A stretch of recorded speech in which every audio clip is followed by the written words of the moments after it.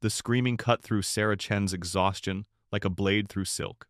She'd just finished the worst 12-hour shift of her nursing career at Chicago General Hospital, 3 cardiac arrests, 2 overdoses, and a gang shooting that left blood on her scrubs and trauma in her soul. All she wanted was to collapse into her beat-up Honda Civic and drive to her studio apartment, where she could finally peel off these stained clothes and forget about the human suffering that seemed to multiply each night in the ER. But now, at 7:03 a.m. on what should have been a peaceful Tuesday morning, the universe had other plans. Help! Somebody help him! Sarah's head snapped up from fumbling with her car keys. Across the street from the hospital's parking garage, orange flames were licking hungrily at the windows of the Riverside Apartments, a rundown 3-story building that housed mostly immigrant families and single parents who couldn't afford anywhere else. Black smoke billowed into the crisp October air. And there, on the 3rd floor, trapped behind a window that was already spiderwebbing from the heat, was a man. His shirt was on fire. "Daddy, Daddy!" 2 small children stood on the sidewalk below, their faces streaked with tears and soot, their mother's arms wrapped around them as she sobbed and screamed at the building as if her voice alone could save him. Sarah dropped her purse. Her keys scattered across the concrete with a metallic clink that seemed absurdly loud against the roar of flames and chaos of voices. Her body moved before her exhausted mind could protest, muscle memory from years of emergency training overriding every rational thought about liability, protocol, and the fact that she was officially off duty. She ran. "Ma'am! Ma'am, you can't go in there!" A security guard from the hospital tried to grab her arm, but Sarah was already across the street, her nursing shoes pounding against asphalt as she assessed the scene with the clinical precision that had been drilled into her since nursing school. The fire department hadn't arrived yet. She could hear sirens in the distance, but they were still minutes away. Minutes this man didn't have. The fire was spreading fast, probably started by faulty electrical wiring in these old buildings that landlords never bothered to maintain properly. A rusty fire escape zigzagged up the side of the building. Sarah grabbed the bottom rung and hauled herself up, ignoring the searing heat that made her eyes water and her lungs burn with each breath. Behind her, she could hear people shouting, phones clicking as bystanders filmed instead of helping, someone screaming that she was crazy. Maybe she was. But 3 years ago, her grandmother had died in a hospital bed while nurses walked past her room, too busy with paperwork to notice she was having a heart attack. Sarah had sworn that day that she would never be the person who walked past someone who needed help. "Hold on!" she shouted up at the man as she climbed. "I'm coming!" The metal fire escape shook under her weight, and she could feel the heat from the building scorching her left side as she pulled herself up floor by floor. By the time she reached the 3rd floor, her scrubs were soaked with sweat, and her hands were burned from the hot metal railings. The man, she could see now that he was middle-aged, probably in his 40s, with kind eyes that were now wide with terror and pain, was pressed against the window. His shirt had burned away completely, revealing angry red burns across his chest and arms. 3rd-degree burns. Sarah's trained mind cataloged automatically. Maybe 60% of his body. He'd need immediate medical attention, or he'd go into shock and die. "Can you hear me?" Sarah shouted as she kicked at the window. The glass was hot enough to crack at her touch. "I'm a nurse. I'm going to get you out." The man nodded weakly. "My kids," he gasped. "Are my kids safe?" "They're safe," Sarah lied, not knowing but needing to keep him conscious. "What's your name?" "Marcus. Marcus Williams." "Okay, Marcus, I need you to move away from the window. I'm going to break it." Using her elbow, Sarah smashed through the weakened glass. Shards cut her arms, but adrenaline made her barely feel the pain. She knocked away the jagged edges and climbed through into what had once been a small living room and was now an inferno. The smoke was so thick she could barely see 3 feet in front of her. She dropped to her hands and knees, cleaner air near the floor, and crawled toward Marcus, who had collapsed near what looked like a couch that was now just a skeleton of burning springs and stuffing. "Marcus, stay with me." She reached him and immediately began assessing his condition. His pulse was thready, breathing shallow, definitely going into shock. She needed to get him out now, but moving a burn victim was dangerous. She could cause more damage to his skin, even kill him if she wasn't careful. But leaving him here would definitely kill him. Sarah stripped off her scrub top, leaving her in just her sports bra, and used it to carefully lift Marcus under his arms, avoiding the worst of his burns. He screamed as she moved him, a sound that would haunt her dreams for months, but she kept talking to him, keeping him conscious. "That's it, Marcus. Stay with me. Think about your kids. What are their names?" "Lily and James," he whispered. "They're 8 and 6. They need their daddy, okay?" So you're going to fight. We're going to get out of here together. The journey back to the window felt like an eternity. The fire had spread, and part of the ceiling collapsed behind them as Sarah half-carried, half-dragged Marcus across the burning room. The heat was unbearable now, and she could smell her own hair singeing. At the window, she faced her biggest challenge. How to get an injured man down a fire escape when she could barely breathe and her own strength was fading fast. "I need you to try to help me," she told Marcus. "Put your arms around my neck. Don't worry about hurting me." What followed was the most terrifying 5 minutes of Sarah's life.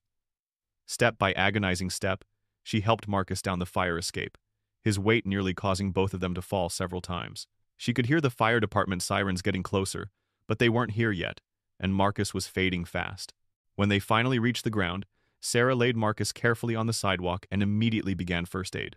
She used her hands to gently examine his burns without touching them, checking his airway, monitoring his pulse. The crowd that had gathered pressed closer, but Sarah barely noticed them. "I need someone to call 911 and specifically ask for a burn unit," she shouted without looking up. "And get me some clean water and any clean cloth you can find." That's when she heard the familiar wail of Chicago Fire Department trucks rounding the corner. Sarah had never been so happy to see flashing lights in her life. "Here! Over here!" she called to the paramedics as they jumped from their truck. Male, approximately 45, third-degree burns over approximately 60% of his body, showing signs of shock and possible smoke inhalation. The paramedics took over with professional efficiency, but not before one of them, a grizzled veteran with kind eyes, looked at Sarah with something like awe. "You carried him down from the 3rd floor?" Sarah nodded, suddenly feeling the full weight of exhaustion and pain from her own burns and cuts. "Lady, you just saved this man's life. If you'd waited for us to get our equipment set up, he'd be dead." As the ambulance rushed Marcus to her hospital, Chicago General Sarah finally looked around and realized that dozens of people had witnessed the rescue. Phone cameras were pointed at her from every direction, and she could see local news vans already pulling up to the scene. A reporter with perfectly styled hair thrust a microphone in her face. "Ma'am, can you tell us your name? That was incredibly heroic what you just did." "I'm Sarah Chen," she said, still catching her breath. "I'm a nurse at Chicago General. I couldn't let him die when I could help." "Are you trained for this kind of rescue?" Sarah shook her head. "I'm trained to save lives. That's what I did."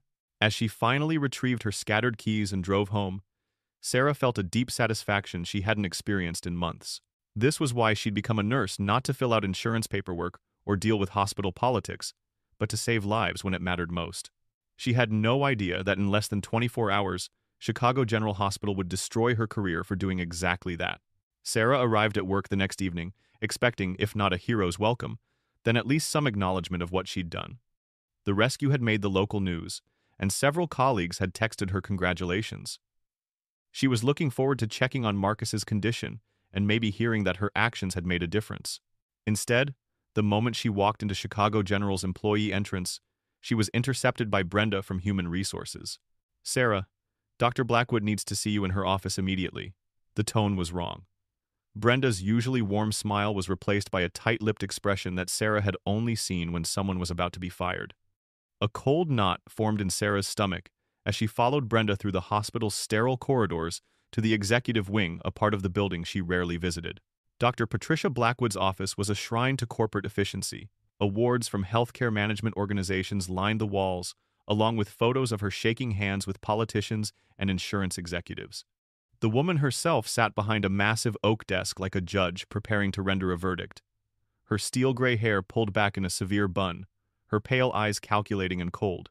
Sitting across from her was James Morrison, the hospital's risk management attorney, a thin, sharp-faced man in an expensive suit who always looked like he'd just tasted something bitter. "Sit down, Miss Chen," Dr. Blackwood said without preamble. Her voice carried the authority of someone who'd spent years making decisions that affected people's lives and had long ago stopped caring about the human cost. Sarah sat, her exhaustion from the previous night's rescue suddenly feeling heavier. "Is this about Marcus Williams? How is he doing?" "Mr. Williams is stable, no thanks to your reckless behavior," Morrison interjected before Dr. Blackwood could respond. His voice carried a Boston accent and the kind of condescension that made Sarah's skin crawl. "Do you have any idea what kind of liability exposure you've created for this hospital?" Sarah blinked, certain she'd misheard. "Liability exposure? I saved a man's life." "You acted outside the scope of your employment," Dr. Blackwood said, her fingers steepled in front of her like a spider waiting to strike. You provided medical care while not officially on duty, without proper equipment, and in a situation where you could have been seriously injured or killed.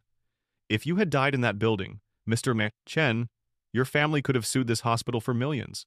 The cold knot in Sarah's stomach was growing. But I didn't die, and Marcus is alive because I helped him. That's irrelevant, Morrison said, pulling out a thick folder. What matters is that you violated multiple hospital policies, created significant financial risk, and acted in a way that could be construed as the hospital sanctioning dangerous rescue operations by medical staff. Sarah looked back and forth between them, feeling like she'd stepped into some alternate reality where saving lives was a crime. Are you seriously upset that I helped someone? We're upset that you acted recklessly and without authorization, Dr. Blackwood said. Chicago General Hospital has specific protocols for emergency situations. We have trained security personnel, established relationships with emergency services, and insurance policies that cover authorized activities. What you did yesterday falls outside all of those protections. A man was burning to death. And that's tragic, Morrison said with all the sincerity of a used car salesman. But it's not your job to play hero when you're off duty. Your job is to follow hospital policy and avoid creating situations where this institution could face lawsuits. Dr. Blackwood leaned forward, her pale eyes fixed on Sarah like a hawk studying a mouse.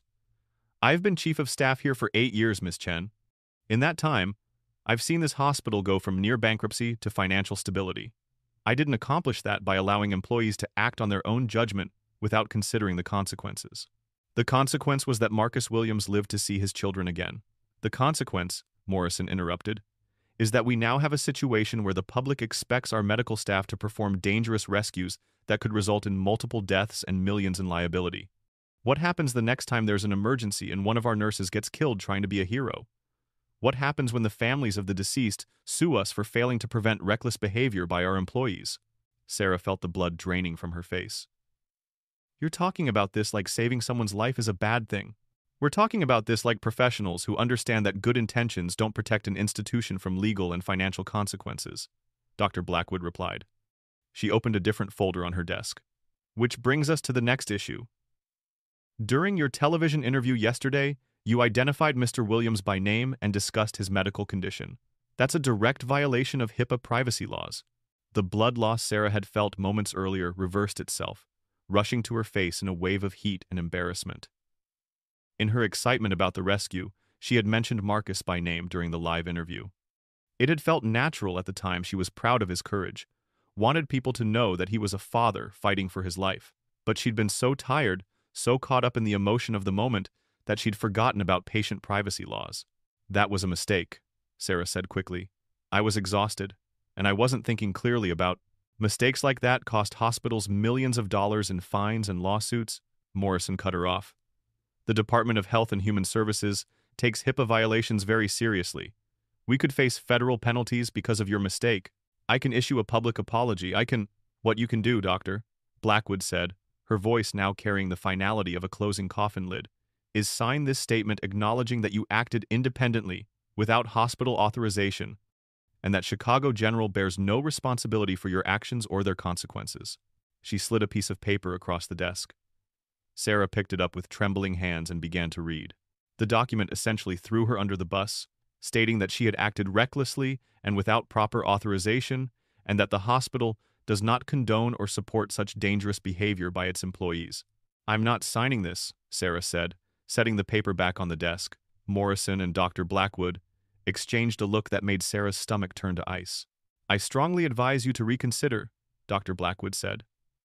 Your refusal to acknowledge your mistakes suggests a concerning lack of judgment that could affect your continued employment here. The threat was clear, but Sarah's grandmother's voice echoed in her memory. Stand up for what's right, even when it costs you something. Her grandmother had been a nurse too, back in the days when the profession was more about caring and less about corporate liability. I did the right thing, Sarah said, surprised by how steady her own voice sounded. I saved a man's life. I won't sign a document that says that was wrong. Dr. Blackwood's expression didn't change, but something shifted in her pale eyes, something cold and predatory. I see. Well, Miss Chen, I hope you'll reconsider over the next few days. In the meantime, I'm placing you on administrative leave pending a full investigation into your conduct. Administrative leave? Sarah's voice cracked. For how long? Until we determine whether disciplinary action is warranted, Morrison said, making notes in his folder. You'll receive basic pay during the investigation, but you're not to enter hospital property except for official hearings. We'll also need your ID badge and any hospital property in your possession. Sarah unclipped her badge with hands that felt like they belonged to someone else. The piece of plastic that had been her identity for 3 years suddenly felt as heavy as a stone as she placed it on Dr. Baiko Blackwood's desk. There will be consequences for your refusal to cooperate, Miss Chen, Dr. Reginald Blackwood said as Sarah stood to leave. I suggest you think very carefully about whether your pride is worth your career. As Sarah walked out of the hospital where she dedicated years of her life to helping people, she felt a profound sense of unreality. How had saving someone's life turned into a threat to her own future? How had an act of heroism become grounds for destroying her career? She sat in her car in the parking garage for nearly an hour, staring at the building across the street where Marcus Williams had almost died. The apartment was a burned-out shell now, the windows black holes that looked like dead eyes. Her phone buzzed with a text from her mother. Saw you on the news. So proud of you. Sarah started to cry, great heaving sobs that came from somewhere deep in her chest. She was proud of what she'd done too, but apparently, in the world of corporate healthcare, doing the right thing was the worst mistake you could make. The story exploded across social media like wildfire. Hero Nurse started trending on Twitter within hours of the rescue video hitting YouTube. Sarah's phone buzzed constantly with friend requests, interview offers, and messages from strangers calling her a hero. The local Chicago news stations picked up the story, then regional outlets, then national ones. By Thursday morning, less than 48 hours after she'd pulled Marcus Williams from that burning building, Sarah's rescue had been viewed over 2 million times online, which, as it turned out, was exactly what Chicago General Hospital's public relations department had been hoping for, and exactly what terrified them. Susan Wells, the hospital's PR director, called Sarah at 7 in the morning with the kind of aggressive cheerfulness that made Sarah immediately suspicious. Sarah, honey, this is Susan from Chicago General's communications team. Listen, we are just so excited about all the positive attention you're bringing to the hospital. We've got Good Morning Chicago wanting to do a live interview, and Channel 7 wants to do a feature story about our amazing nursing staff. Sarah was still in her pajamas, holding a cup of coffee that had gone cold, while she stared at her phone and tried to process how quickly her life had turned into a media circus. I'm on administrative leave, remember? I'm not supposed to represent the hospital right now. Oh, that's just a technicality while we handle some paperwork. Susan laughed, the sound brittle as breaking glass. Dr. Blackwood and Mr. Paperwork, Morrison just want to make sure we cross all our T's and dot all our I's. You know how lawyers are? But in the meantime, we don't want to waste this incredible opportunity to show the world what Chicago General is all about. What Chicago General was about, Sarah was learning, was controlling the narrative at all costs. The interview requests came with conditions, lots of them. Sarah could talk about the rescue, but she needed to emphasize that she acted as a private citizen and not as a hospital employee. She could discuss her medical training, but only in general terms that made Chicago General look good. She couldn't mention any details about hospital policies or her current employment status. Most importantly, she couldn't discuss Marcus Williams' medical condition or recovery. We just want to protect patient privacy, Susan explained during their pre-interview coaching session at the hospital. HIPAA laws are very strict, and we can't have any more accidental violations. The coaching session felt more like an interrogation. Susan sat across from Sarah in a conference room with floor-to-ceiling windows that looked out over the Chicago skyline, armed with a thick binder full of talking points and suggested responses to potential questions. If they ask why you decided to enter the building, you say, I saw someone in danger and my training kicked in. Chicago General has given me the skills to assess emergency situations and act decisively. If they ask about the rescue technique, you say, the nursing program at Chicago General emphasizes practical, hands-on training that prepares us for any situation. If they ask about Mr. Williams specifically, you say, I'm just grateful I could help, and I'm confident he's receiving the best possible care at Chicago General. Sarah felt like a puppet being fitted for strings. What if they ask about hospital policy? About whether I was supposed to act the way I did? Susan's smile faltered for just a moment.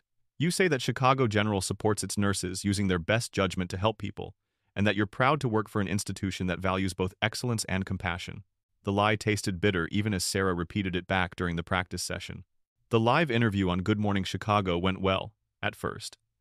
The hosts were charming and genuinely interested in her story. Sarah found herself relaxing as she described the rescue, the fear and adrenaline, the satisfaction of knowing Marcus was alive because of her actions. Then came the question that changed everything. "Sarah, you mentioned the patient by name in your first interview. Marcus Williams, I believe? How is he doing?" For a split second, Sarah's media training warred with her genuine concern for her patient. The human part of her, the nurse who had carried a burning man down a fire escape, won. "Marcus is fighting hard," she said, leaning forward with the passion that had driven her into nursing in the first place. "He has 2 beautiful children, Lily and James, and they need their father. He's dealing with severe burns across most of his body, but he's got a strong spirit. I've been hoping to visit him to see how he's doing, but—" She trailed off, realizing she was about to mention her administrative leave on live television. The hosts sensed the story behind the story. "But what, Sarah?" "Well, there are some policy issues with me visiting patients when I'm not officially working, but I just want him to know that people are rooting for him." It was a minor slip, barely noticeable to most viewers. But Sarah saw Susan Wells in the studio, and the woman's face had gone white as bone. The interview ended on a positive note, with Sarah encouraging people to support fire safety initiatives and thank their local first responders. But as soon as the cameras stopped rolling, Susan was at her side with a smile that looked more like a grimace. "That was wonderful, honey. Just wonderful. Though next time, let's try to stick a little closer to our talking points, okay?" The next few days brought a parade of media requests, each with more restrictions than the last. Sarah could talk to Channel 7, but only about the technical aspects of the rescue. She could speak to the Tribune, but only about her nursing education. She could do a radio interview, but absolutely no mention of hospital policies or her current employment status. Meanwhile, she was still on administrative leave, still forbidden from entering the hospital, still waiting to hear whether she'd have a job at the end of the investigation. The cognitive dissonance was maddening. Chicago General was using her story to generate positive publicity while simultaneously punishing her for the actions that generated that story. They wanted to claim credit for her heroism while denying responsibility for supporting it. Things got worse when Captain Rodriguez from the Chicago Fire Department agreed to an interview with Channel 5. "Look, I appreciate that this nurse wanted to help," Rodriguez said, his weathered face serious under his department cap. "But she created a dangerous situation by entering that building without proper equipment or training. Our crews have specific protocols for high-rise rescues. When untrained civilians try to play hero, they often become casualties themselves, which means we have to risk firefighter lives to save the would-be rescuer as well as the original victim." The interviewer pressed him. "But she did save Marcus Williams' life, didn't she?" Rodriguez hesitated. "Mr. Williams might have survived anyway if he'd waited for our equipment. We had ladders and breathing apparatus that would have made the rescue much safer for everyone involved. Sometimes good intentions can have bad consequences." Sarah watched the interview from her apartment couch, feeling like she'd been slapped. The fire department was throwing her under the bus too, protecting themselves from any suggestion that civilians should act in emergency situations. Her phone rang. "Morrison, the hospital attorney. Miss Chen, I assume you saw Captain Rodriguez's interview. This is exactly the kind of second-guessing we were worried about. The fire department is now questioning whether your intervention was even necessary, which creates additional liability issues for the hospital." "Are you kidding me? Marcus Williams would be dead if I hadn't—" "That's speculation," Morrison interrupted. "What matters is that professional emergency responders are now suggesting that your actions may have been unnecessary and dangerous. That's going to be part of our investigation." After hanging up, Sarah sat in her small apartment and felt the walls closing in. The media wanted to paint her as a hero, but only if she followed their script. The hospital wanted to claim credit for her actions, but only if she admitted those actions were wrong. The fire department wanted to protect their reputation, even if it meant destroying hers. And Marcus Williams, the man whose life had started this whole nightmare, was lying in a hospital bed across town, probably wondering why the nurse who saved him had vanished from his care. Sarah looked around her apartment at the nursing textbooks, still stacked on her table, at the scrubs hanging in her closet, at the framed photo of her nursing school graduation, where she looked so young and hopeful and naive about the world she was entering. She'd thought saving lives was the hard part. It turned out that surviving the aftermath was going to be much worse. Her phone buzzed with another interview request. This time, she deleted it without reading. The formal disciplinary hearing took place on a gray Monday morning in November, 6 weeks after Sarah had pulled Marcus Williams from the burning building. She sat at a small table in Chicago General's main conference room, facing a panel of 5 hospital administrators who looked like they were preparing for a court-martial rather than discussing the actions of a nurse who had saved someone's life. Dr. Blackwood sat in the center of the panel like a judge, flanked by Morrison the attorney, Dr. Philip Hartman from the emergency department, Helen Curtis from human resources, and Dr. Margaret Stevens, the chief of nursing. Sarah's union representative, Bob Martinez, sat beside her with a manila folder that looked pitifully thin compared to the stacks of documents arrayed against them. Martinez was a decent man, Sarah had learned over the past weeks, but he was clearly out of his depth. He handled workplace disputes about shift schedules and vacation requests, not cases involving media attention, hospital politics, and potential criminal charges. Because yes, somehow, Sarah's heroic rescue had morphed into a potential criminal matter. This hearing is convened to address the conduct of Sarah Chen, RN, employee number 47,291, Dr. Blackwood began, reading from a formal statement. Ms. Chen stands accused of multiple violations of hospital policy, state nursing regulations, and federal privacy laws. The charges are as follows. Sarah's heart sank as Dr. Blackwood read the list. What had started as a simple case of acting outside policy had grown like a cancer over the 6 weeks of investigation. Each charge felt like a nail being driven into the coffin of her career. First, violation of Hospital Policy 3.2.7, which prohibits employees from providing medical care outside of authorized work hours without proper supervision and equipment. Second, violation of HIPAA privacy regulations through unauthorized disclosure of protected health information during media interviews. Third, reckless endangerment of herself and others by entering a dangerous structure without proper training or authorization. Fourth, insubordination and refusal to cooperate with hospital administration during the investigation process. Fifth, conduct unbecoming a medical professional that brings discredit to Chicago General Hospital. Each charge hit Sarah like a physical blow. She'd saved a man's life, and they were treating her like a criminal. Morrison took over, his thin voice cutting through the conference room's sterile air like a scalpel. The hospital's investigation has revealed a pattern of reckless behavior that puts both patients and the institution at significant risk. We'll be presenting evidence and testimony that demonstrates Ms. Chen's actions, while perhaps well-intentioned, violated multiple policies designed to protect both medical staff and the patients they serve. The first witness against her was Captain Rodriguez from the Chicago Fire Department.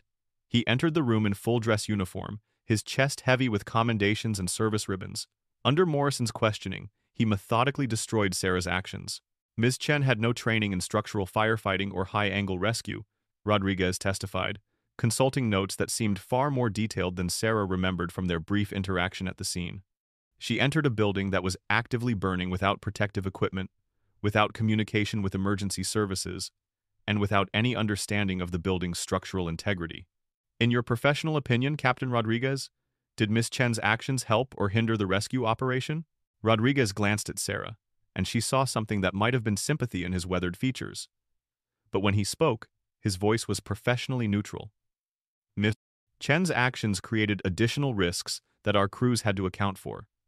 We had to modify our rescue plan to accommodate the fact that there were now 2 potential victims in the structure instead of 1. If the building had suffered structural collapse while she was inside, we could have lost both her and Mr. Williams. And in your experience, would Mr. Williams have survived if Ms. Chen had not intervened? This was the question that went to the heart of everything. Rodriguez was quiet for a long moment, clearly uncomfortable. Our response time was within acceptable parameters. We had the equipment and training necessary to effect a rescue. It's possible that Mr. Williams would have survived without Ms. Chen's intervention. Possible. Not probable, not certain, but possible. It was enough to plant doubt, and Sarah could see that doubt registering on the faces of the panel. Martinez tried to cross-examine, but he was clearly outmatched. Captain Rodriguez, isn't it true that Mr. Williams was in critical condition when your crews arrived? That he might have died from smoke inhalation or burns if Ms. Chen hadn't acted immediately? I can't speculate about hypothetical scenarios, Rodriguez replied. I can only testify about the actual risks created by Ms. Chen's actions. The next witness was Dr. Hartman, Sarah's former colleague from the emergency department. Dr. Hartman was a good man. Sarah knew she'd worked with him for 3 years. had seen him fight to save patients that other doctors would have given up on. But he looked deeply uncomfortable as he took his seat at the witness table. Morrison walked him through Sarah's employment history, establishing her as a competent but unremarkable nurse. Then came the knife. Dr. Hartman, in your medical opinion, was Ms. Chen qualified to assess and treat severe burn injuries in a non-hospital setting? Hartman's answer was technically correct and devastating. Nursing protocols require that severe trauma patients be assessed and treated under physician supervision with appropriate equipment and support staff. Ms. Chen had none of those resources available. Could her untrained handling of Mr. Williams have worsened his injuries? Moving burn patients without proper technique can cause additional tissue damage, yes. Could it have killed him? Hartman was quiet for so long that Sarah thought he might refuse to answer. When he finally spoke, his voice was barely above a whisper. Improper handling of severe burn victims can cause fatal complications, yes. Sarah felt the room spinning around her. They were twisting everything, turning her rescue into attempted murder. She wanted to scream that Marcus was alive, that he was recovering, that her actions had saved him. But the rules of the hearing didn't allow her to speak yet. Martinez's cross-examination was painful to watch. He tried to establish that Sarah's actions were reasonable under the circumstances, but Hartman was locked into his clinical testimony. Doctor, Mr. Williams is alive today, correct? Yes. And he's recovering from his injuries? Yes. Isn't it possible that Ms. Chen's quick action saved his life? Hartman looked directly at Sarah for the first time during his testimony. Many factors contributed to Mr. Williams' survival. I can't isolate any single action and say definitively that it was the determining factor. The hearing broke for lunch, and Sarah sat in the hospital cafeteria with Martinez, picking at a salad she couldn't taste. Around them, her former colleagues ate their meals and avoided eye contact. The few who nodded in her direction did so quickly, as if associating with her might be contagious. It's not going well, Martinez said unnecessarily. They've been preparing for weeks, and they've got professional witnesses who know how to testify. We need something to change the narrative. What about Marcus? Sarah asked. What about his testimony? Martinez looked uncomfortable. He's still recovering from his injuries. His doctors don't think he's well enough to testify. And even if he were... He trailed off. Even if he were, what? The hospital's lawyers have been in contact with his family. There's talk of a settlement for his medical expenses. If he testifies in your favor, that could complicate things for him financially. Sarah stared at Martinez. They bought his silence? They offered him assistance with his medical bills, which could be substantial. I'm not saying he won't testify, just that it's complicated. The afternoon session brought more witnesses. A hospital security expert testified that Sarah's actions set a dangerous precedent that could encourage other employees to take unnecessary risks. An insurance investigator explained how her actions had increased the hospital's liability exposure by millions of dollars.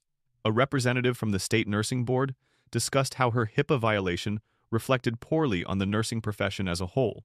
Each witness chipped away at her reputation, her competence, her judgment. By the time they were finished, Sarah felt like she'd been dissected with surgical precision, every good intention twisted into evidence of reckless behavior. Finally, it was Sarah's turn to speak in her own defense.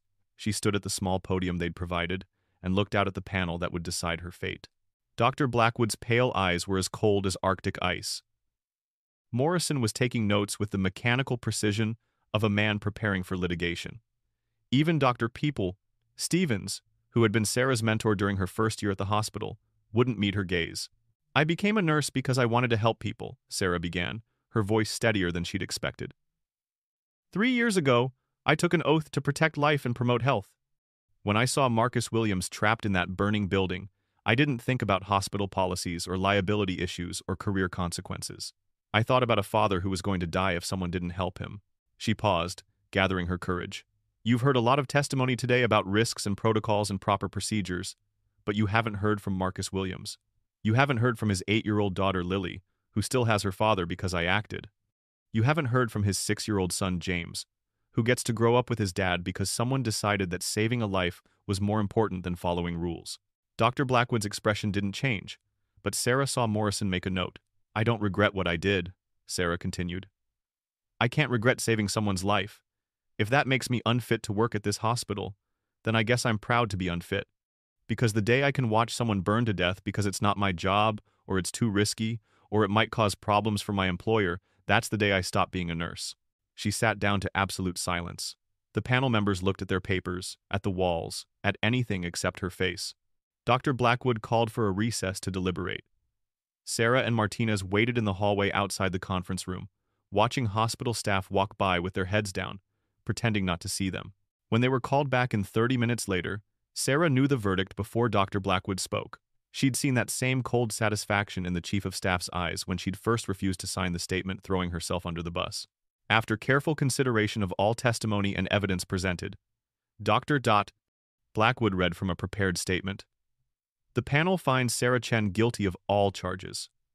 Her actions, while perhaps motivated by good intentions, demonstrate a fundamental disregard for hospital policy, professional protocols, and institutional authority that makes her unsuitable for continued employment at Chicago General Hospital. The words felt unreal, like Sarah was watching this happen to someone else. Effective immediately, Ms. Chen's employment with Chicago General is terminated for cause. Her personnel file will reflect termination for gross misconduct. Additionally, we are forwarding our findings to the Illinois State Board of Nursing for review of her professional license and to the Department of Health and Human Services regarding potential HIPAA violations. Sarah felt Martinez's hand on her shoulder, but she couldn't hear what he was saying. The blood rushing in her ears drowned out everything except Dr. Blackwood's final words. Hospital security will escort you from the premises. You are not to return to hospital property without authorization. This hearing is concluded. 2 security guards, men Sarah had exchanged pleasantries with for 3 years, stood by the door waiting to walk her out.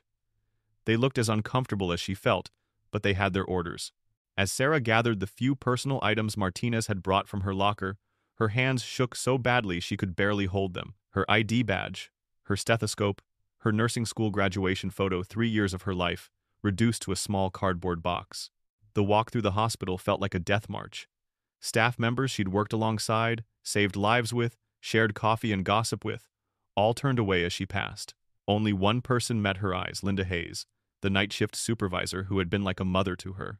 Linda mounted the words, "I'm sorry," as the security guards escorted Sarah past the nurse's station. Outside in the parking garage, Sarah sat in her car for a long time, holding the box of her professional life and trying to process what had just happened. She'd saved a man's life, and for that act of heroism, she'd been destroyed. Her phone buzzed with a text message from an unknown number. "This is Marcus Williams. I heard what happened at your hearing today. I'm so sorry. What you did for me and my family will never be forgotten." Sarah started to cry, great heaving sobs that shook her whole body. Marcus was alive and recovering and grateful. His children still had their father. In the end, that had to be enough, because it was all she had left. The eviction notice arrived on a Tuesday morning in December, exactly 2 months after Sarah's termination. She stared at the legal document taped to her apartment door, the words, "failure to pay rent" and 30 days to vacate, swimming in her vision like some cruel joke. The coffee shop where she'd been working paid minimum wage barely enough to cover groceries, let alone rent in Chicago. Sarah unlocked her door and stepped into the studio apartment that had once felt like home. Now it felt like a prison cell, where she was serving time for the crime of saving someone's life. The place was barely 400 square feet, but it had been hers, filled with nursing textbooks and scrubs and dreams of building a career helping people. Now those textbooks mocked her from their shelves, and her scrubs hung in the closet like the uniforms of a soldier from a war she'd lost. The apartment complex had been patient at first. Mrs. Blank, Patterson, the building manager, was a kind woman in her 60s who'd initially been sympathetic to Sarah's situation. "Take your time, honey," she'd said when Sarah explained about losing her job. "Things will work out." But patience had limits, and Chicago rent waited for no one's personal disasters. Sarah had managed to make partial payments for 2 months by working double shifts at Grind Coffee on North Michigan Avenue, but partial payments weren't enough. The corporate ownership company that had recently bought the building wasn't interested in sob stories about fired nurses. Sarah's phone rang. Her mother, calling from San Francisco where she worked as a hotel housekeeper. "Sarah, honey, I saw the news story about the hospital. Are you okay? Do you need money?" The concern in her mother's voice almost broke what was left of Sarah's composure.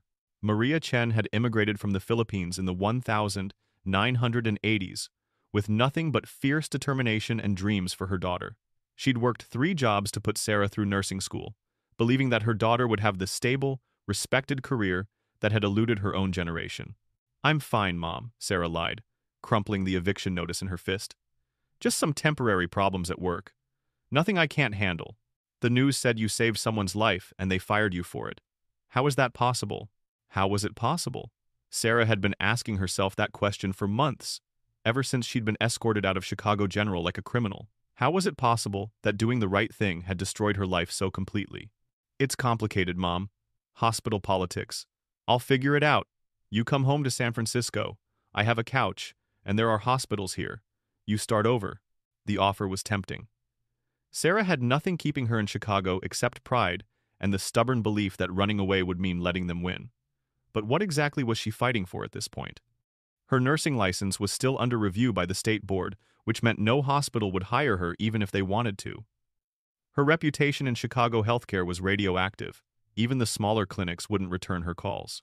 I need to handle some things here first, Sarah said. But maybe soon. After hanging up, Sarah sat on her second-hand couch and took inventory of her life.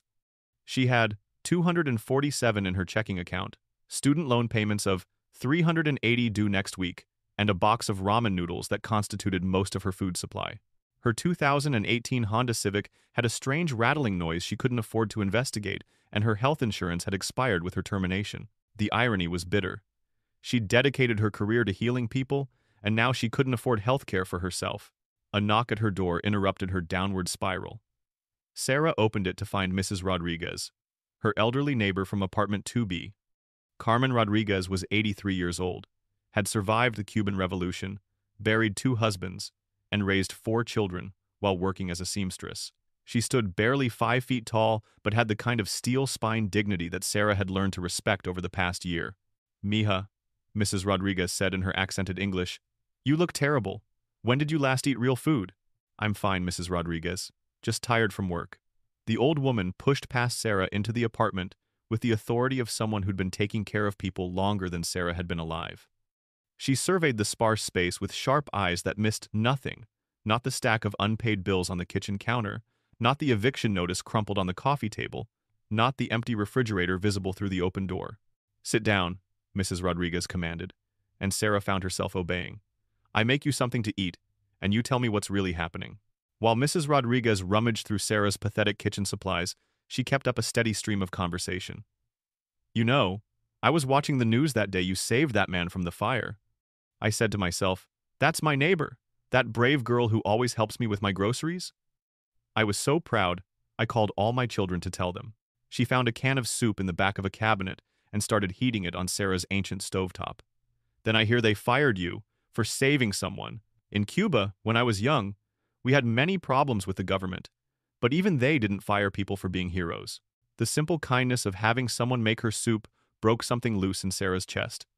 She found herself telling Mrs. Rodriguez everything: the rescue, the hearing, the termination, the eviction notice, the crushing sense that trying to do good had been the biggest mistake of her life. Mrs. Rodriguez listened without judgment, occasionally making soft sounds of sympathy or clicking her tongue at the injustices Sarah described. When Sarah finished, the old woman set a bowl of hot soup in front of her and sat down with the gravity of someone delivering important news. "Listen to me, Mija. I have lived through a revolution, through leaving everything I knew to come to a country where I didn't speak the language, through raising children alone when my husbands died. I have seen good people crushed by systems that don't care about goodness, and I have seen evil people prosper because they understand how to work those systems." She leaned forward, her dark eyes intense. "But I have also seen that the truth has power, even when it takes time to show itself. What you did for that man, for his family, that's not something that can be taken away by some hospital bureaucrats. That's something real."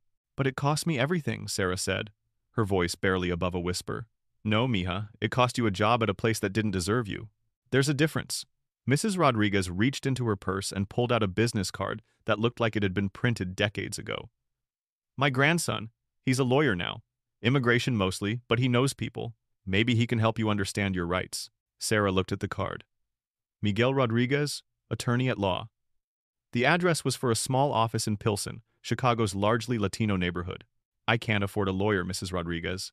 Miguel owes me many favors. I raised him after his mother died, put him through school by sewing dresses at night. He'll talk to you." That evening, Sarah sat in her apartment researching her case online. She'd avoided doing this for months, unable to face reading about her own destruction in news articles and legal blogs.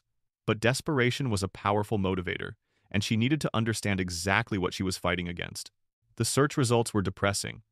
Chicago nurse fired for heroic rescue had become a cautionary tale in healthcare management circles. Medical journals discussed her case as an example of why hospitals needed clear policies about employee conduct during emergencies. Legal blogs analyzed the liability issues her actions had created. But buried in the articles were other stories. A nurse in Detroit who'd been suspended for reporting unsafe patient conditions. A physician in Atlanta who'd been terminated for refusing to discharge a patient he believed wasn't ready to go home. A paramedic in Los Angeles who'd been fired for speaking to the media about budget cuts that were affecting response times. Sarah realized she wasn't alone. There was a pattern of healthcare workers being punished for putting patients before profits, for choosing ethics over economics. The system wasn't broken, it was working exactly as designed, protecting institutions at the expense of the people who dedicated their lives to healing. She found a Facebook group called Healthcare Heroes Silenced, with over 3,000 members, all medical professionals who'd faced retaliation for trying to do the right thing. Sarah created a profile and shared her story, expecting maybe a few sympathetic responses. Instead, her phone exploded with notifications. Comments, messages, friend requests from nurses, doctors, paramedics, and other healthcare workers who'd been through similar experiences. Their stories were heartbreakingly familiar: good people destroyed by corporate interests, careers ended for the crime of caring too much. One message stood out, from a nurse named Jennifer Walsh, who worked at a hospital in Wisconsin. "I'm not just a nurse, I'm also a freelance journalist. I've been following your case since it first made the news, and I think there's a bigger story here that needs to be told. Would you be willing to talk?" Sarah stared at the message for a long time. Part of her wanted to retreat, to take her mother's advice and disappear to San Francisco where she could try to rebuild her life quietly. But Mrs. Raines from San Francisco. Rodriguez's words echoed in her mind. The truth has power, even when it takes time to show itself. Maybe it was time to stop running from the truth and start fighting back with it. She typed her response, "When can we talk?" Outside her apartment window, Chicago glittered in the December night. A city full of people going about their lives, unaware that the healthcare system they trusted was systematically destroying the people who cared about them most. Sarah pulled her laptop closer and began writing her own story, not the sanitized version the hospital wanted, not the hero narrative the media preferred, but the truth about what happened when ordinary people tried to do extraordinary good in a system designed to punish them for it. For the first time in months, she felt something other than despair. She felt angry. And anger, she was discovering, was a much more useful emotion than sadness. If they wanted a fight, she'd give them one. Dr. Alexander Reeves stood at the floor-to-ceiling windows of his suite at the Palmer House Hilton, looking out at the Chicago skyline while his phone buzzed incessantly with conference calls and surgical consultations. At 58, he was considered one of the world's foremost authorities on burn treatment and reconstructive surgery. His techniques had revolutionized care for burn victims, and his research center in Boston attracted patients and medical professionals from around the globe. But none of that mattered to him as much as the story he'd just heard from Marcus Williams, the man lying in the burn unit at Chicago General Hospital. Dr. Reeves had come to Chicago for the American Burn Association's annual conference, where he was scheduled to deliver the keynote address on innovations in acute burn care. It was supposed to be a routine professional engagement, present his latest research, network with colleagues, fly back to Boston. He'd planned to visit a few patients at Chicago General as a courtesy, which was how he'd ended up in Marcus Williams' room. What Marcus told him changed everything. "Doctor, I need you to understand something," Marcus had said, his voice still hoarse from smoke inhalation 2 months earlier. "I was dead. Not dying, not in danger, dead. The fire was spreading faster than anything I'd ever seen, and I couldn't breathe, couldn't move. I was saying goodbye to my kids in my head when I heard this voice shouting that help was coming." Marcus shifted painfully in his hospital bed, the movement causing the monitors around him to beep softly. "His burns were healing well, doctor," Reeves noted with professional interest, though the scarring would be permanent. "The man would need years of reconstructive surgery and physical therapy. This nurse, Sarah Chen, she climbed up a fire escape and broke through a window to get to me. She didn't have any equipment, no protective gear, nothing. Just her bare hands and this determination that she wasn't going to let me die. She carried me down 3 flights of that fire escape while the building was burning around us." Dr. Reeves had treated thousands of burn victims over his career. He'd seen the aftermath of house fires, chemical explosions, industrial accidents, war injuries.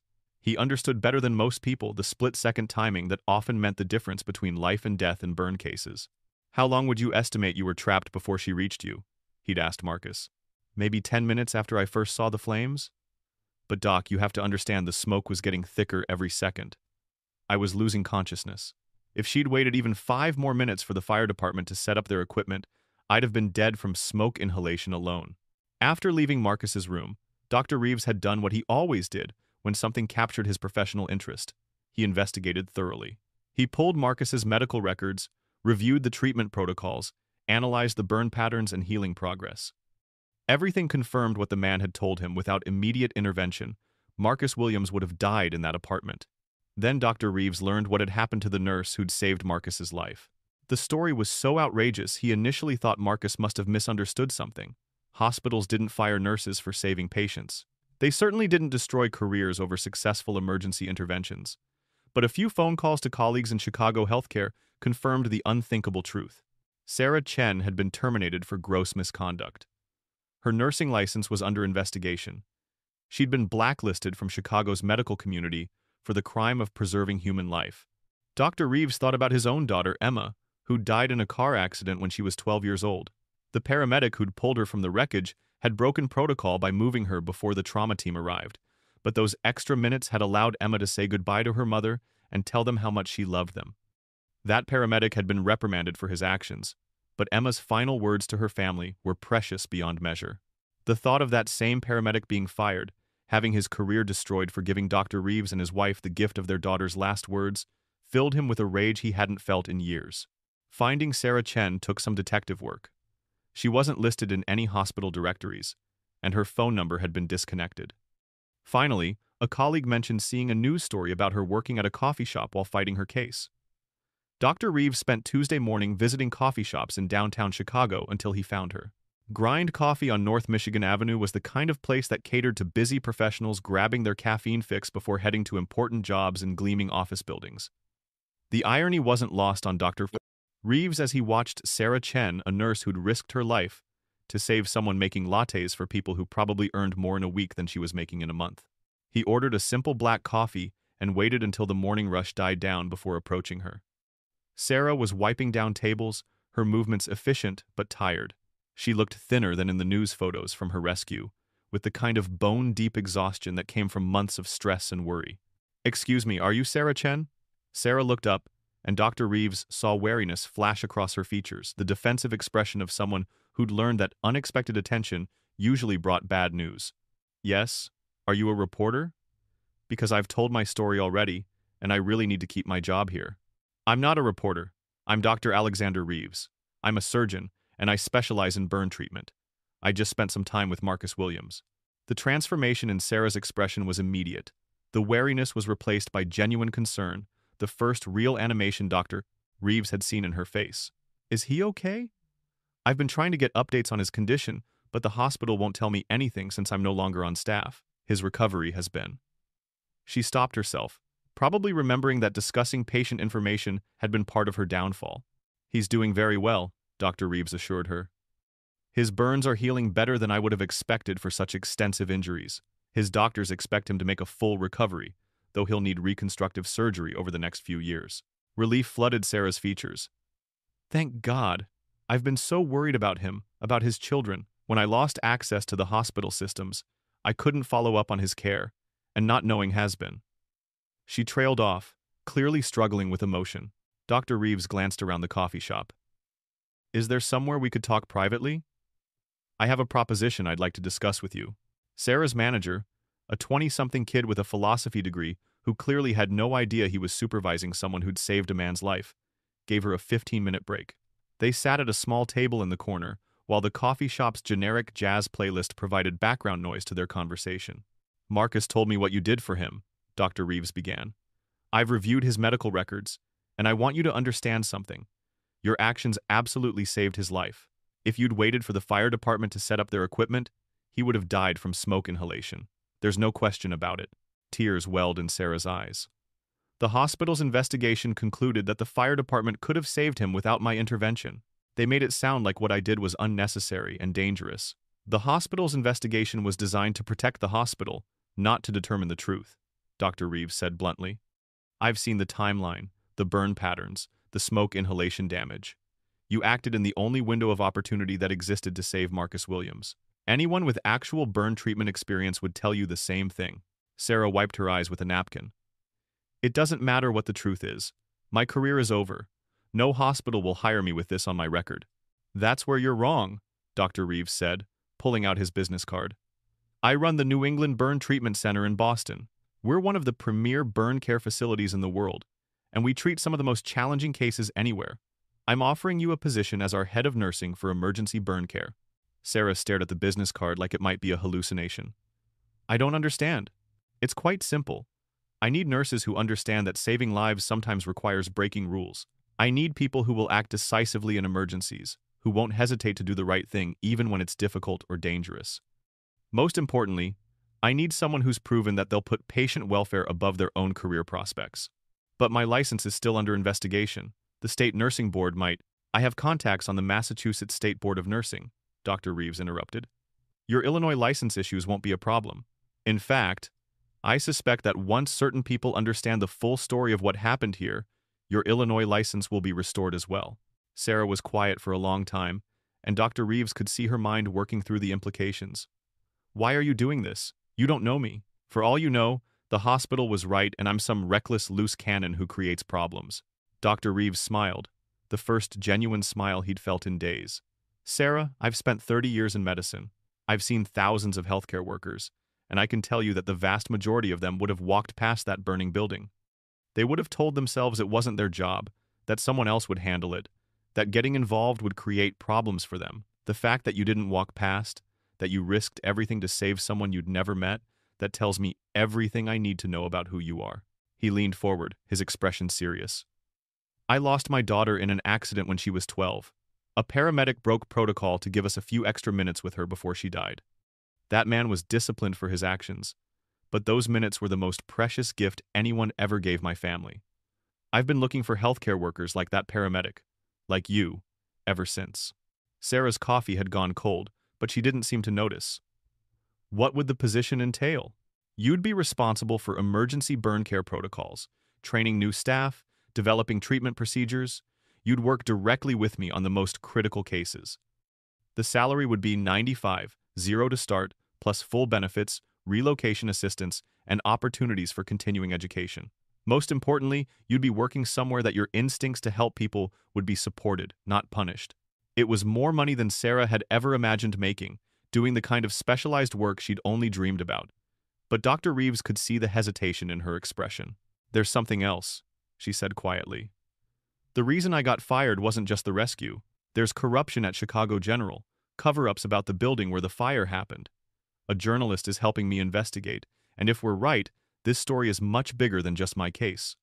If I leave Chicago now, I'd be abandoning that fight. Dr. Reeves sat back, reassessing Sarah once again. Many people would have jumped at his offer without a second thought. The fact that she was hesitating because of ethical concerns, rather than personal ones, confirmed his initial judgment about her character. What if I told you that fighting corruption and taking the job weren't mutually exclusive? What if I told you that I have resources that could help you expose whatever you've discovered while also building the career you deserve? Sarah met his eyes directly. What kind of resources? The kind that come with being internationally recognized in your field.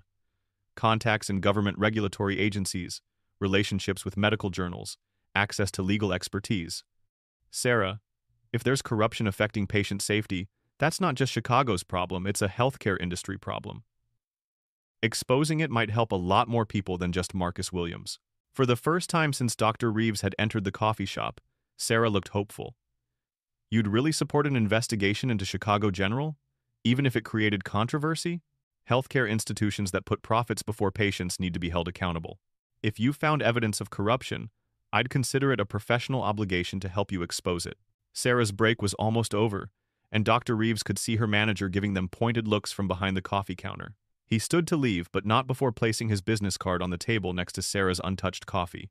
Think about it, he said. But don't think too long. There are people in Boston who need the kind of nurse who climbs burning buildings to save lives. And there are corruption fighters who could use an ally with my resources. As Dr. Reeves left the coffee shop, he felt something he hadn't experienced in years. The excitement of finding exactly the right person for an important job. Sarah Chen wasn't just a good nurse, she was the kind of healthcare professional the industry desperately needed more of. His phone was already buzzing with the calls he needed to make to set things in motion. If Sarah decided to accept his offer, he was going to make sure she had every possible advantage in her fight against the system that had tried to destroy her. Sometimes the best way to change healthcare was one brave nurse at a time. Jennifer Walsh had been an investigative journalist for 15 years before she went back to nursing school, and old habits died hard. What started as a simple human interest story about Sarah Chen's termination had evolved into something much darker and more complex as Jennifer dug deeper into Chicago General Hospital's corporate structure. She sat in her car across from the burned-out Riverside Apartments building, reviewing the documents she'd accumulated over 3 weeks of investigation. The building was still wrapped in caution tape, its blackened windows like dead eyes staring down at the street where Marcus Williams' children had watched their father nearly die. Jennifer's nursing background had taught her to look for patterns that others might miss, and the pattern she'd found was deeply disturbing. The Riverside Apartments weren't just any building, they were owned by Midwest Property Management, which was a subsidiary of Great Lakes Holdings, which was in turn owned by Medical Properties Corporation. And Medical Properties Corporation was the parent company of Chicago General Hospital. In other words, the hospital that had destroyed Sarah Chen's career for saving Marcus Williams had a direct financial interest in covering up the safety violations that had nearly killed him. Jennifer's phone buzzed with a call from Sarah. They'd been working together for 2 weeks now, ever since Sarah had decided to fight back instead of retreating to San Francisco. "Any luck with the building inspection records?" Sarah asked. She sounded tired but determined, a far cry from the defeated woman Jennifer had first contacted through the Healthcare Heroes Silenced Facebook group. "More than luck," Jennifer replied, flipping through the manila folder beside her. "I found them, and they're explosive." The building failed 3 separate fire safety inspections in the past 2 years. Blocked fire exits, faulty wiring, inadequate smoke detection systems, the works, but somehow those reports never made it to the city's database. How is that possible? Jennifer had been wondering the same thing until she dug into the inspection process itself. It turns out that Captain Rodriguez, the fire department official who testified against you at your hearing, sits on the city's building safety committee. He's been signing off on remediation plans that essentially gave property owners unlimited time to fix violations without penalties. The silence on Sarah's end was long and heavy. So the same man who said I interfered with their rescue operation was covering up the safety violations that made the rescue necessary in the first place? It gets worse. I managed to track down 3 former tenants of the Riverside Apartments. All of them had complained about safety issues in the months before the fire. Smoke detectors that didn't work, fire exits that were locked or blocked, electrical problems that kept tripping circuit breakers. Their complaints were filed with the building management company, but none of them were addressed. Jennifer opened another folder, this one containing financial records she'd obtained through a combination of public records requests and sources within the city bureaucracy. Here's where it gets really ugly. Medical Properties Corporation has donated over $2.3 million to Chicago area politicians and regulatory officials over the past 5 years. That includes substantial donations to the mayor's re-election campaign, the fire commissioner's retirement fund, and a consulting fee to a company owned by James Morrison's law firm. Morrison, the hospital's risk management attorney who led my termination hearing? The same. His firm has been paid over $400,000 by Medical Properties Corporation for regulatory consulting services over the past 3 years. I'm willing to bet that a significant portion of those services involved making building safety problems disappear. Sarah's voice was tight with anger when she responded. So they knew the building was dangerous, they knew tenants had complained, and they chose to cover it up rather than fix the problems. Marcus nearly died because they wanted to save money on repairs. And when you saved his life and became a media sensation, you threatened to expose their negligence. The rescue brought attention to the building, which could have led to investigations that revealed the cover-up. They had to discredit you before anyone started asking the right questions. Jennifer started her car and pulled away from the Riverside Apartments. She had one more stop to make before meeting with Sarah and Dr. Reeves, who had flown back to Chicago specifically to support their investigation. The Chicago City Hall building was a monument to bureaucratic complexity, and Jennifer had learned to navigate its labyrinthine corridors during her years as a journalist. She was looking for Angela Martinez, a city clerk who had been quietly feeding information to Jennifer about irregularities in building inspection records. Angela worked in the basement archives, surrounded by decades of city documents that most people assumed would never see daylight. She was in her early 50s, had worked for the city for over 20 years, and had grown increasingly disgusted with the corruption she witnessed daily. "I've got what you asked for," Angela said without preamble when Jennifer found her in the records room. "But I want you to know that getting these files could cost me my job if anyone finds out." She handed Jennifer a thick envelope. "Those are the original building inspection reports for the Riverside Apartments, along with similar reports for 12 other properties owned by Medical Properties Corporation. The pattern is consistent major safety violations that somehow never make it into the official databases." Jennifer opened the envelope and scanned the documents. The reports painted a picture of systematic negligence across Medical Properties Corporation's entire portfolio. Buildings with faulty wiring, inadequate fire safety systems, structural problems that put residents at risk, and in every case, the violations had been buried or ignored. "Angela, this represents dozens of buildings housing hundreds of families. If these problems aren't being addressed, people are going to die," Angela finished. "That's why I'm giving you these files. I've been trying to work through official channels for years, but the people who are supposed to enforce these regulations are the same people taking donations from the companies that own the buildings." Jennifer photographed the documents quickly, understanding that Angela was taking an enormous risk by providing them. "Is there anyone else in city government who's willing to speak on the record about this?" Angela shook her head. "Most people here keep their heads down and do their jobs. The ones who ask too many questions get transferred to departments where they can't cause problems, or they find excuses to terminate them. I'm only talking to you because I can't sleep at night knowing what I know." As Jennifer left City Hall, her phone rang with a call from Dr. Reeves. "Jennifer, I've been making some calls to colleagues in hospital administration around the country. Sarah's case isn't isolated. I've found at least 6 other instances in the past 2 years where healthcare workers were terminated or disciplined after their actions brought unwanted attention to hospital liability issues. Can you get any of them to talk?" "2 of them, yes. A nurse in Detroit who was fired after reporting that her hospital was discharging patients prematurely to improve their statistics, and a physician in Atlanta who was terminated after speaking to the media about understaffing issues that were affecting patient care. Both of their cases involved situations where the hospital's parent company had financial interests in covering up problems." Jennifer felt the familiar excitement of a big story coming together.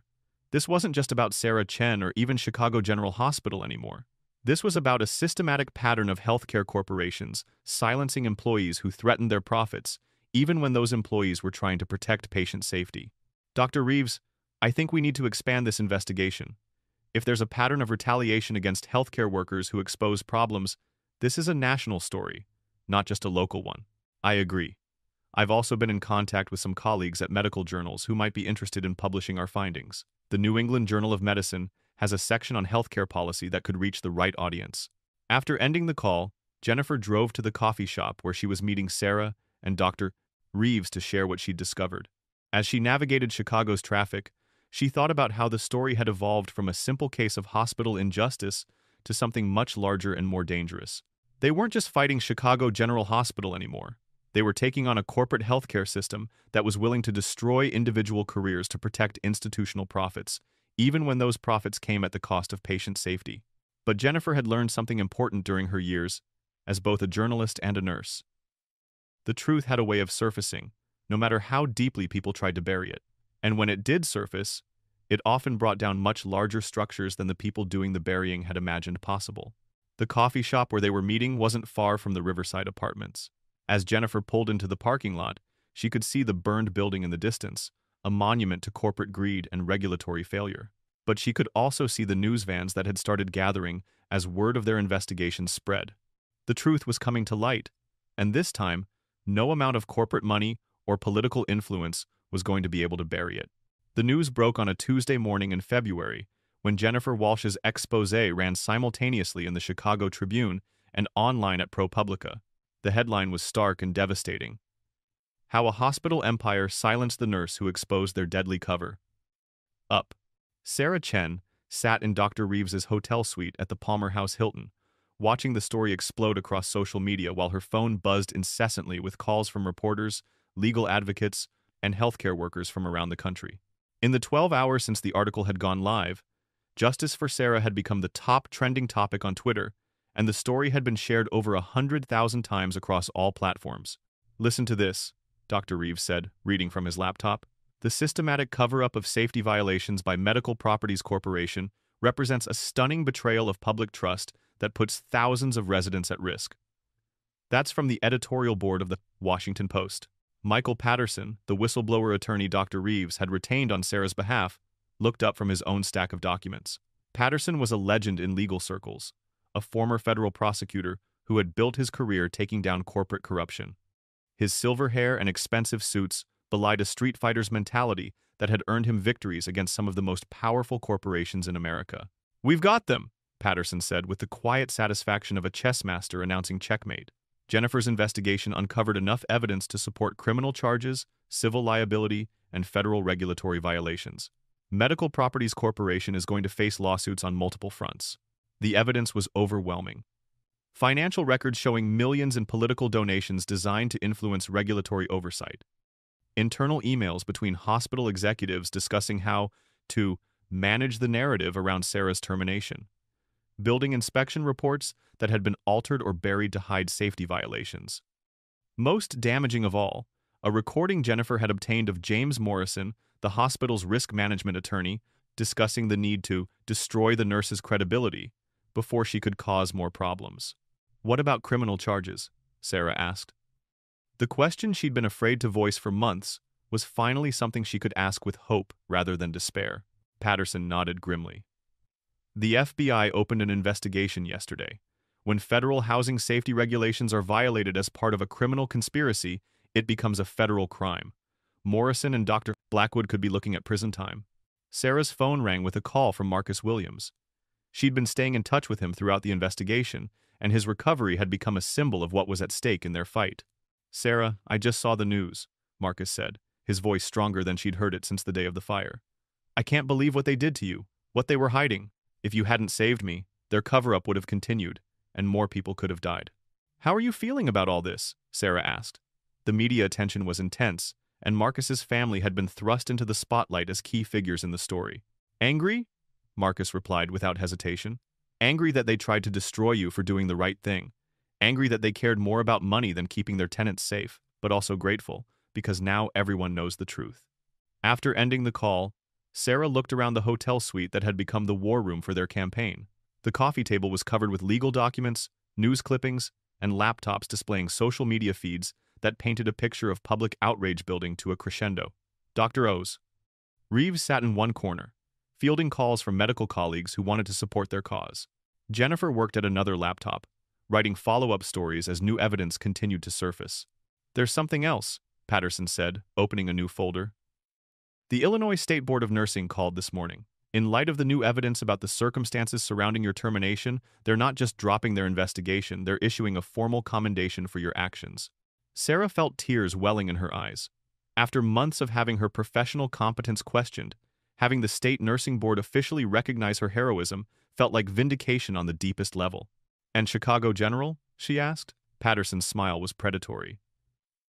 "They're in full damage control mode. Dr. Blackwood has been placed on administrative leave.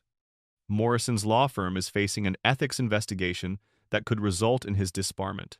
The hospital's board of directors called an emergency meeting yesterday to discuss leadership changes." "What about my termination?" "They've already called to discuss reinstatement, full back pay, and a substantial settlement for wrongful termination. But Sarah, I don't think you should take it." Sarah looked at him in confusion. "Why not? Getting my job back would prove they were wrong." Dr. Reeves closed his laptop and joined the conversation. "Because you're better than Chicago General ever deserved. Because the position I offered you in Boston is still open, and you could do more good there than you ever could working for people who tried to destroy you." Patterson nodded agreement. From a strategic standpoint, turning down their reinstatement offer sends a powerful message. It says you're not interested in returning to an institution that's fundamentally corrupt. You're interested in working somewhere that shares your values. The conversation was interrupted by a knock at the door. Dr. Reeves answered it to find a delivery person holding a massive flower arrangement and an envelope marked "Urgent." "Dr. Alexander Reeves?" the delivery person asked. Inside the envelope was a handwritten letter from Dr. Patricia Blackwood. "Dr. Reeves, I understand you have been advising Ms. Chen during this difficult period. As a fellow medical professional, I hope you can encourage her to consider the broader implications of this situation. Chicago General Hospital serves over 200 patients annually, and the negative publicity from this matter is affecting our ability to provide care to the community. Perhaps we could discuss a resolution that serves everyone's interests, including a generous settlement that would allow Ms. Chen to pursue opportunities elsewhere while preserving the hospital's ability to serve patients. I remain hopeful that we can resolve this matter professionally. Sincerely, Dr. Patricia Blackwood, Chief of Staff. Dr. Reeves read the letter aloud, his voice dripping with disdain. She's still trying to manage the narrative, still trying to frame this like Sarah is the problem, rather than acknowledging that the hospital's corruption nearly killed Marcus Williams. Sarah took the letter and read it herself. 6 months ago, a personal appeal from the Chief of Staff might have intimidated her. Now it just made her angry. She talks about serving the community, Sarah said. But what about serving Marcus Williams? What about serving all the tenants in those buildings with safety violations? What about serving the healthcare workers who get punished for trying to do the right thing? Patterson was taking notes. We can use this. It shows they still don't understand the magnitude of their misconduct. They're treating this like a PR problem instead of accepting responsibility for endangering lives. Over the next several days, the pressure on Chicago General Hospital intensified from multiple directions. The FBI investigation expanded to include other properties owned by Medical Properties Corporation. The Department of Housing and Urban Development announced they were reviewing federal funding for low-income housing managed by the company. The Illinois State Attorney General launched a consumer protection investigation into the hospital's business practices. Most significantly, other healthcare workers began coming forward with their own stories of retaliation and cover-ups. A nurse from Cleveland described being fired after reporting that her hospital was reusing single-use medical devices to cut costs. A physician from Phoenix told reporters about losing his job after refusing to discharge patients whose insurance coverage had expired. A paramedic from Miami revealed that his department had disciplined him for speaking to the media about inadequate equipment funding. Each new story reinforced the same pattern: healthcare institutions protecting their profits by silencing employees who put patient welfare first. The culmination came when 60 Minutes announced they were producing a segment on Healthcare Whistleblowers Under Attack, featuring Sarah's case as the lead story. The segment would air in 2 weeks, with interviews from Sarah, Marcus, Dr. Reeves, and several other healthcare workers who had faced similar retaliation. The day before the 60 Minutes segment was scheduled to air, Sarah received a call from Dr. Blackwood requesting an in-person meeting. Against Patterson's advice, but with his legal support, Sarah agreed to meet at a neutral location, a conference room at the Palmer House Hotel. Dr. Blackwood arrived with a small army of lawyers and executives, including the hospital's new CEO, Robert Sterling, who had been brought in to manage the crisis. Sterling was everything. Blackwood wasn't warm, personable, media-savvy. He was also desperate to contain the damage before 60 Minutes aired. "Miss Chen," Sterling began, "I want to start by offering you a personal apology. The way you were treated by this hospital was wrong, and it doesn't reflect our values or our commitment to our employees." Sarah sat quietly, flanked by Patterson and Dr. Reeves, while Sterling outlined what he called a comprehensive resolution to their dispute. The offer was substantial: full reinstatement to her position with a promotion to head of emergency nursing, a settlement of $750, zero for wrongful termination, a formal apology from the hospital, and guaranteed protection from future retaliation. Additionally, Sterling continued, we're prepared to establish the Sarah Chen Patient Advocacy Fund with an initial endowment of $2 million to support healthcare workers who face retaliation for putting patients first. It was, Patterson admitted later, a surprisingly generous offer that addressed many of their demands. But Sarah's response was immediate and unequivocal. No. Sterling looked genuinely surprised. "Miss Chen, this is a substantial settlement that would allow you to continue your career with financial security and—" "Mr. Sterling," Sarah interrupted, 6 months ago, your hospital destroyed my career for saving someone's life. You questioned my competence, violated my privacy, and made me unemployable in Chicago healthcare. You did all of this to cover up safety violations that could have killed Marcus Williams and dozens of other people." She leaned forward, her voice steady and strong. "Now that you've been exposed, you want to buy my silence with a settlement and some positive publicity, but the damage you've done goes far beyond my career. You've shown healthcare workers everywhere that their institutions will abandon them the moment they become inconvenient." Dr. Blackwood, who had been silent throughout the meeting, finally spoke. "Ms. Chen, we're trying to make this right. We're offering you more than most people see in a lifetime." "Dr. Blackwood, you're not trying to make this right. You're trying to make this go away. There's a difference." Sarah stood to leave. I have a job offer from Dr. Reeves that lets me do the work I love at an institution that shares my values. I have a platform to speak for healthcare workers who can't speak for themselves. Most importantly, I have the satisfaction of knowing that your corruption has been exposed and other patients won't suffer because of your greed. Sterling made one last attempt. The 60-minute segment will be devastating for our hospital. We employ over 30 people, serve hundreds of thousands of patients. Is your desire for revenge worth destroying an institution that provides essential healthcare services? Sarah paused at the door. Mr. Sterling, I'm not interested in revenge. I'm interested in justice. And justice sometimes requires that corrupt institutions face consequences for their actions, even when those consequences are painful. As she left the conference room, Sarah felt a lightness she hadn't experienced since the day she'd climbed that fire escape to save Marcus Williams. She was done being a victim of the system. Now she was going to help change it. The 60-minute segment aired the following Sunday to over 15 million viewers. By Monday morning, Chicago General Hospital had announced that Dr. Devenu Tiu, Patricia Blackwood had resigned, James Morrison had been terminated, and the hospital was implementing comprehensive policy changes to protect employee whistleblowers. But for Sarah, the most important call came from Boston, where Dr. Reeves was preparing her employment paperwork. "When can you start?" he asked. Sarah looked around her apartment, at the life she was leaving behind, and smiled. "How about Monday?" 1 year later, Sarah Chen stood at the floor-to-ceiling windows of the New England Burn Treatment Center, watching the sun rise over Boston Harbor. The view from her office, she still couldn't quite believe she had an office, never failed to inspire her. The harbor stretched out like a promise of new beginnings, its waters reflecting the golden light of dawn and the hope that had carried her through the darkest period of her life. The burn center was everything Dr. Reeves had promised and more.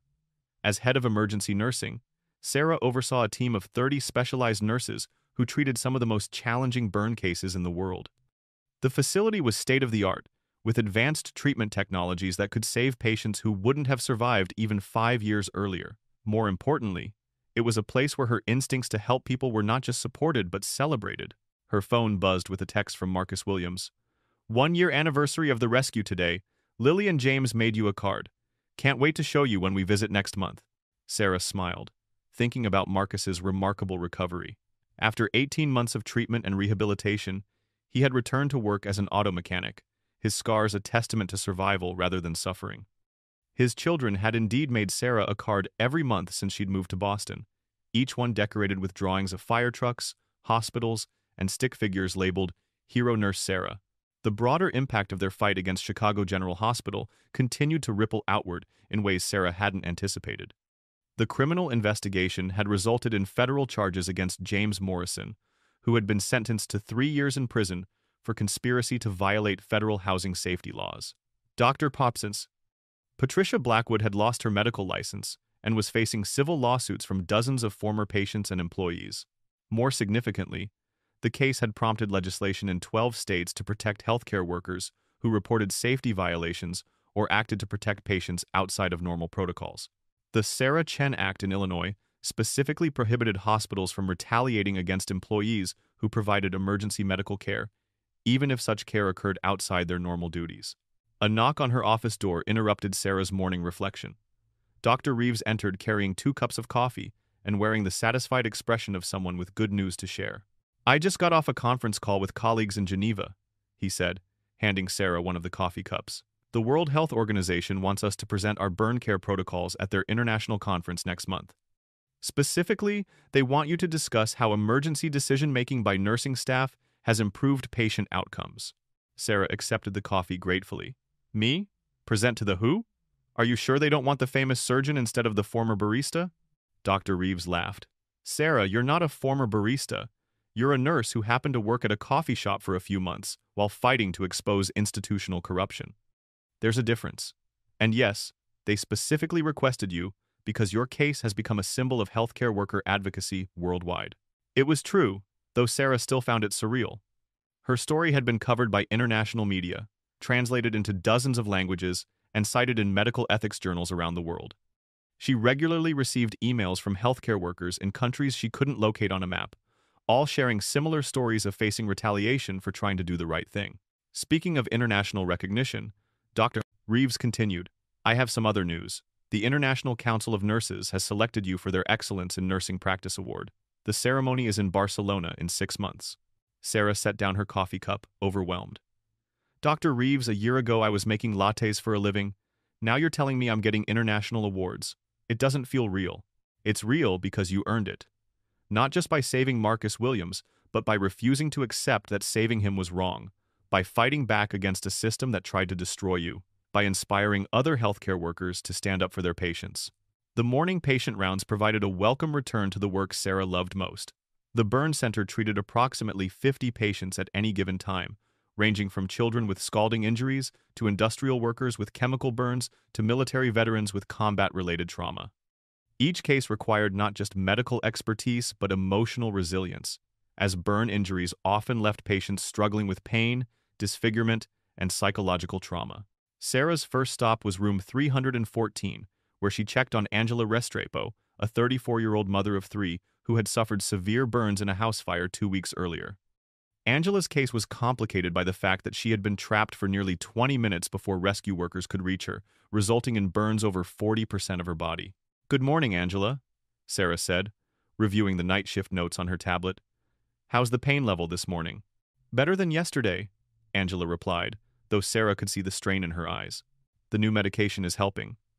"But Sarah, I keep thinking, if someone like you had been there, would I have been rescued sooner?" It was a question Sarah heard often from burn patients, and it always reminded her of why her fight in Chicago had been necessary.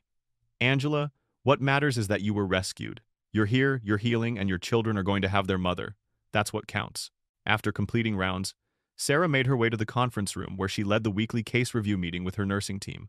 Today's agenda included reviewing treatment protocols for several complex cases and discussing a new research study the center was conducting on pain management for burn patients. "Before we start," said Jenny Martinez, one of Sarah's senior nurses, "I wanted everyone to know that our patient satisfaction scores for January were the highest in the hospital's history. The patients consistently mention feeling heard and supported by our team." Sarah felt a familiar warmth of pride in her team. "That's exactly what we're here for.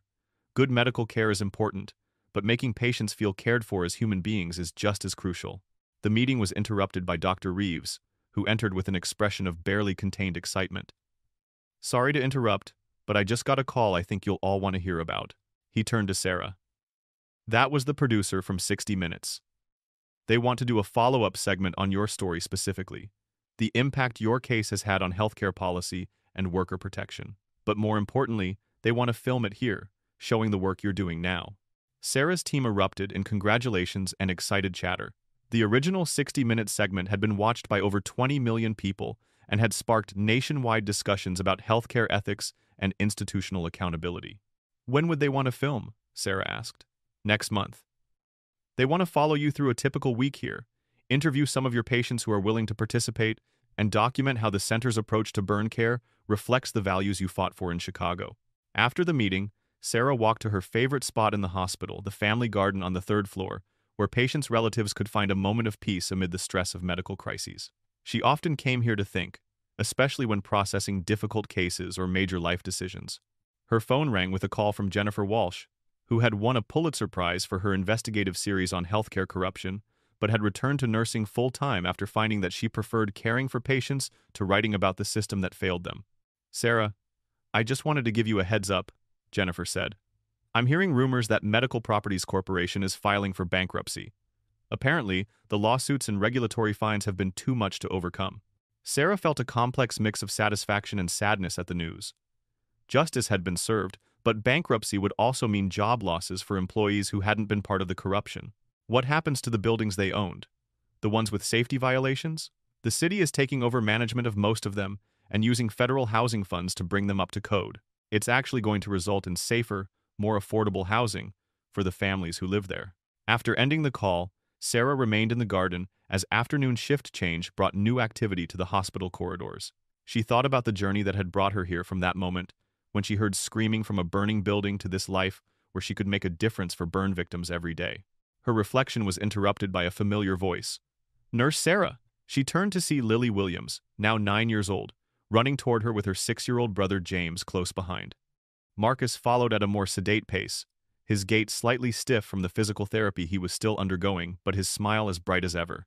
"We're here for Daddy's checkup," Lily announced, throwing her arms around Sarah in the kind of spontaneous hug that reminded her why she'd become a nurse in the first place. "And we brought you something," James added shyly, holding out a hand-drawn picture that showed a stick figure in scrubs climbing a ladder toward a burning building. At the bottom, in careful second-grade handwriting, were the words, "Thank you for saving our daddy." Sarah knelt down to hug both children, feeling tears well in her eyes.